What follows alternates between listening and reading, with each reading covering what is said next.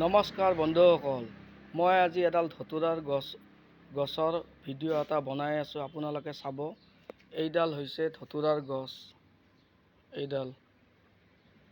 এই ধতুৰাৰ গছত এইটো হৈছে ধতুৰাৰ গুটি। এই গুটিটো শিৱ পূজাত ব্যৱহাৰ কৰা হয়। এইটো হৈছে ধতুৰাৰ গুটি। এইটো চাওক, এইবিলাক ধতুৰাৰ গুটি লাগি আছে। আৰু এই ধতুৰাৰ গছডাল অমিতা কেইডালমানৰ লগতে হৈছে এইডাল ধতুৰাৰ গছ। আৰু এই ধতুৰাৰ গছডালৰ এটাই খাচিয়ত হৈছে কি, এইটো শিৱ মন্দিৰৰ একেবাৰে লগতে লাগি আছে। এইটো হ'ল শিৱ মন্দিৰ। আৰু এইডাল হৈছে ধতুৰাৰ গছ। ইয়াৰ অমিতাবিলাকে আগৰি ধৰি আছে। ইয়াৰ চাৰো চাইডে অমিতা হৈছে। এইবিলাক চাওক, অমিতা লগা নাই বৰ্তমান, গছবিলাক ডাঙৰে হৈ আছে।